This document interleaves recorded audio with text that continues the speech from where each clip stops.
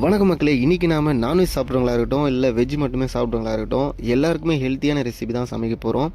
அதாவது தேங்காய் பால் பிரியாணி செய்ய போகிறோம். பிரியாணி ஸ்டைலில் சமைக்க போகிறோன்றதுனால தேங்காய் பால் பிரியாணின்னு இதை சொல்லலாம். வாங்க வீடியோக்குள்ளே.